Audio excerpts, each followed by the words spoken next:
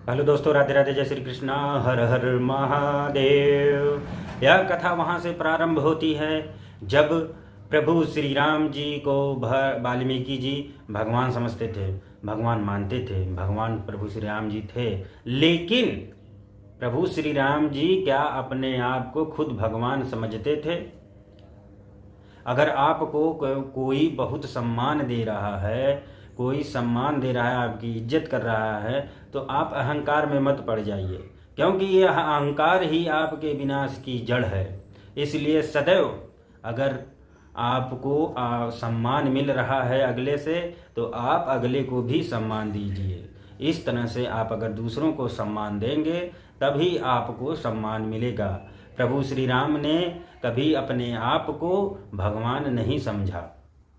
उन्होंने अपने आप को हमेशा, जहाँ भी आप सुनेंगे वहाँ, एक साधारण मनुष्य ही समझा। लेकिन दुनिया उनको जानती थी कि वो भगवान हैं, लेकिन भगवान होते हुए भी वो मनुष्य रूप में थे, इसलिए अपने आप को वो मनुष्य ही समझ रहे थे। वो चाहते तो सारी रामायण चुटकियों में ख़त्म हो जाती, लेकिन उन्होंने ऐसा नहीं किया।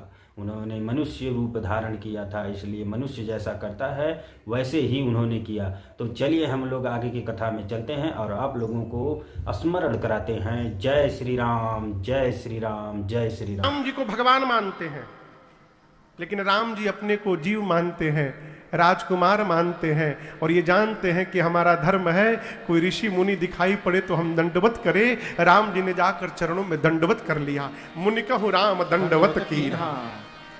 वाल्मीकि जी ने आशीर्वाद दिया, और यहाँ दर्शन करिए, वाल्मीकि ऋषि केवल रघुनाथ जी को देख रहे हैं।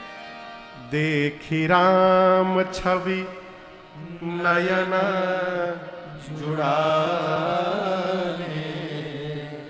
आंखों को तृप्त किया वाल्मीकि जी ने। सम्मान करके, आदर करके आश्रम में लेकर आए। क्यों? आज प्राण प्रियतम अतिथि बन करके आए हैं। मुनिवर अतिथि प्राण प्रिय पाए। ला करके सुंदर आसन पर राम, लक्ष्मण और मेरी माँ किशोरी जी को वाल्मीकि जी ने बिठाया है। सेवकों से बोलकर, शिष्यों को बोलकर कंद, मधुर कंद मल मूल फल मंगाया है। राम जी के सन्मुख रखा। सिय सौमित्र राम फल खाए। राम जी ने पहले किशोरी मैया को दिया, फिर लक्ष्मण भैया को दिया, फिर अपने पाए। इसके बाद थोड़ी देर प्रभु ने वाल्मीकि जी के आश्रम में विश्राम किया है।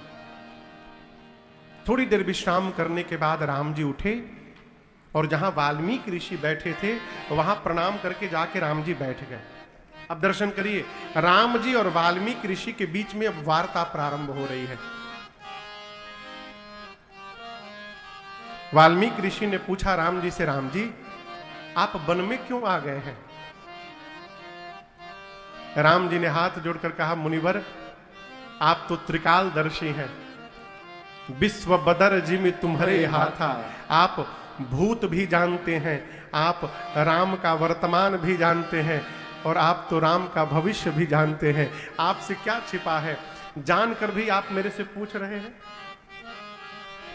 वाल्मीकि ऋषि बोले, राम जी मैं जान तो रहा हूं, परंतु मैं आपके मुख से एक बार सुनना चाहता हूं कि आप वन में क्यों आए हैं। ऐसा ऐसा क्यों है? ऐसा इसलिए है माई बाप कि जब हम बोलते हैं तो हम केवल बोलते नहीं हैं, हम अपने संस्कार का परिचय देते हैं। हमारे महाराज जी कहते हैं, सरकार कोई भी व्यक्ति 10 मिनट यदि बोल दे, 10 मिनट, तो उसके पूरे चिंतन, उसका पूरा चिंतन उसके मुख से बाहर निकल आता है। वो कितना भी छिपाव करे, छिप नहीं सकता। इसलिए बोलते समय बहुत सावधान रहना चाहिए। वाल्मीकि जी ने कहा, मैं आपके मुख से सुनना चाहता हूं आप वन में क्यों आए हैं। राम जी बोले, मुनिवर कई कारण है, एक दो कारण नहीं है। सबसे पहला कारण है, तात बचन पुनिमा तुहित भाई भरत अस राव, और मुँह कहाँ दरस तुम्हार प्रभु, सब मम पुण्य प्रभाव। राम जी बोलते हैं मुनिवर, मैं वन में आया अपने पिताजी के वचनों को सत्य करने के लिए। तात वचन, पुत्र के जीवन का सर्वश्रेष्ठ धर्म है कि पिता की आज्ञा का पालन करे। मैं पिताजी के वचन का पालन करने आया हूं। दूसरा कारण, अपनी मां का हित करने के लिए आया हूं, कैकेयी मैया की इच्छा पूरी करने आया हूं। तीसरा कारण, एक विशेष कारण है मुनिवर, चारों भाइयों में मैं सबसे बड़ा हूं। यदि मैं राजा बन जाता ना तो मैं और बड़ा हो जाता, फिर मेरे भाई से मेरी दूरी अधिक हो जाती।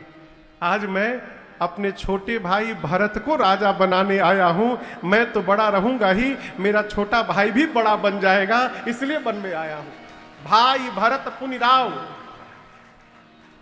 मेरी मां कैकेयी ने सबका हित कर दिया, पिताजी का वचन पूरा हो गया, मां का सपना पूरा हो गया, भाई मेरा राजा बन गया, अयोध्या वासियों को भरत जैसा साधु राजा मिल गया। गुरुदेव, मेरी मां ने सबका हित कर दिया।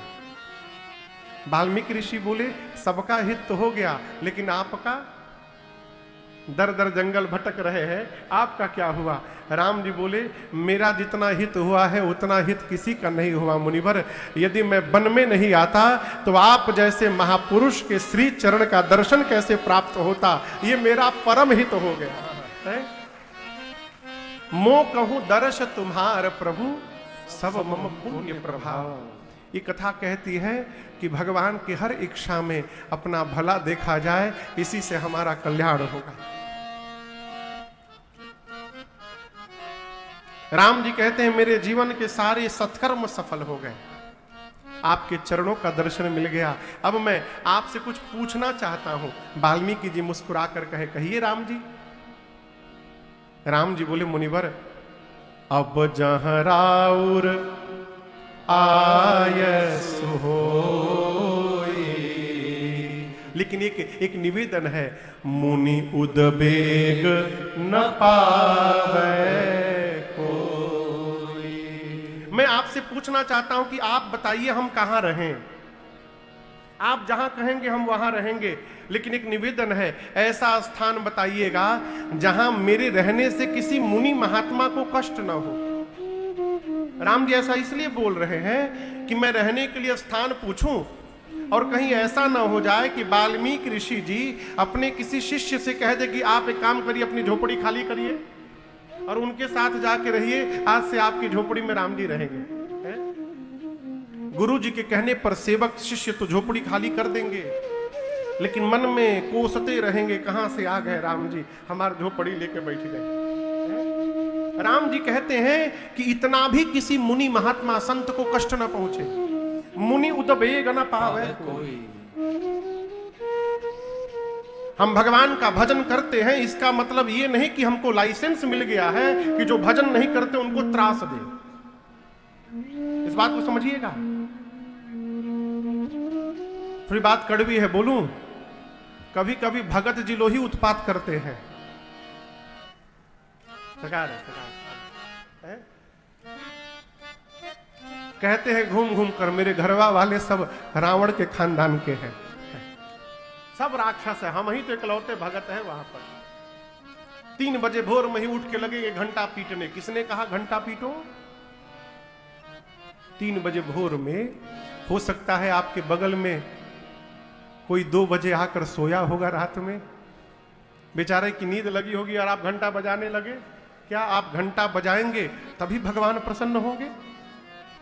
भक्त को सर्वकाल ये चिंतन रखना चाहिए कि हमारे व्यवहार से अगल बगल किसी को कष्ट न पहुंचे। ये भजन है। कहीं देख दुखिया गर दुखी तेरा मन है, यही तो भजन है, यही तो भजन है। कहीं देख दुखिया दुखी तेरा मन है, कहीं देख दुखिया दुखी तेरा मन है, यही तो भजन है, यही तो भजन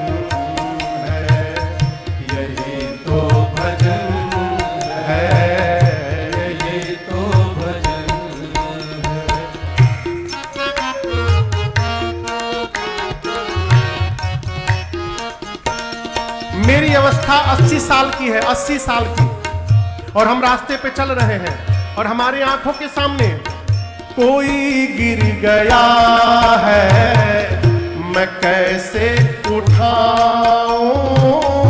कोई गिर गया है, मैं कैसे उठाऊं? क्यों?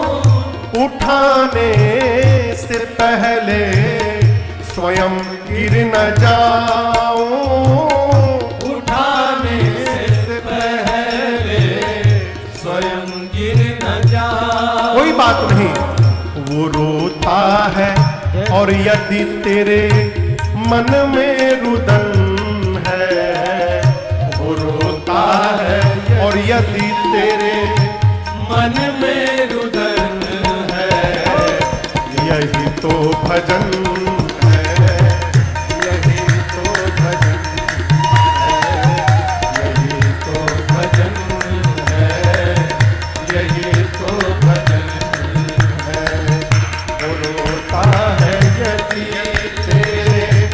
मन में रुदन है, वो रोता है यदि तेरे मन में रुदन है, यही तो भजन है, यही तो भजन है, यही तो भजन है, यही तो भजन है।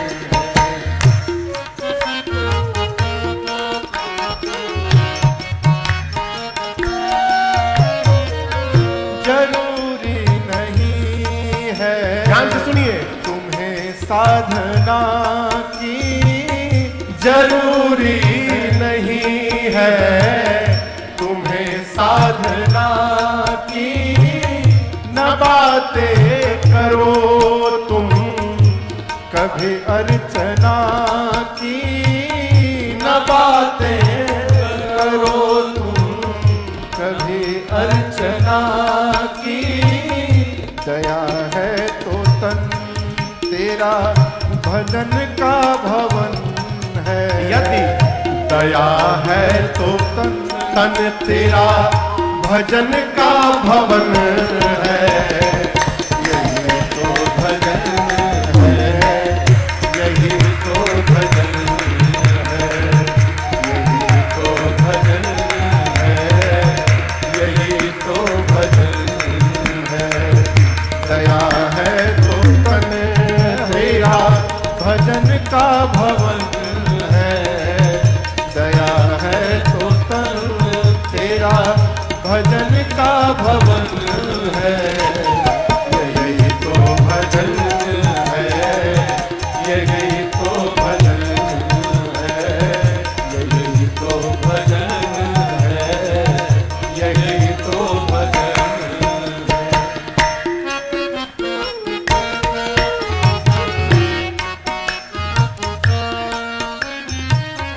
कहीं एक अंधे को रास्ता दिखाया, कहीं एक अंधे को रास्ता दिखाया, त्रिसित को बिठा करके पानी पिलाया, त्रिसित को बिठा करके पानी पिलाया।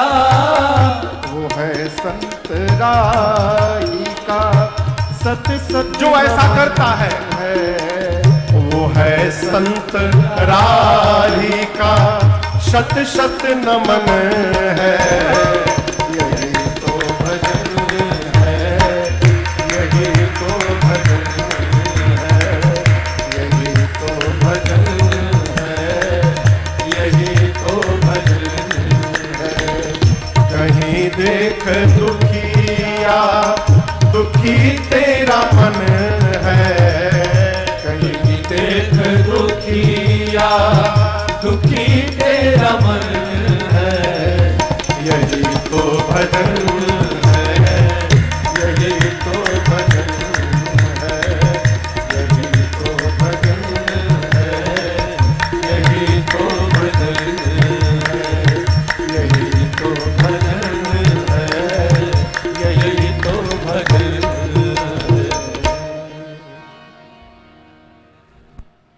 ज्योतिया बुझाया है कुछ, कहिए।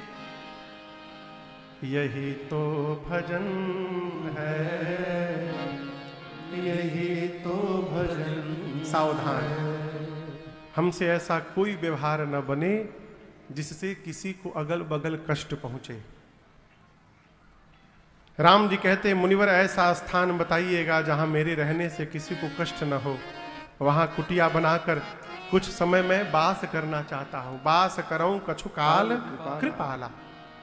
राम जी की इस बात को सुनकर वाल्मीकि ऋषि मुस्कुरा उठे, कहे साधु वचन, साधु वचन।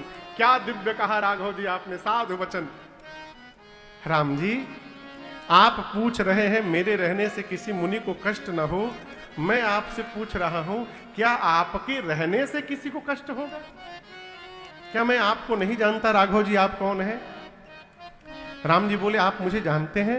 वाल्मीकि ऋषि बोले, केवल आपको नहीं, मैं सीता जी को भी जानता हूं और आपके भाई साहब को भी जानता हूं।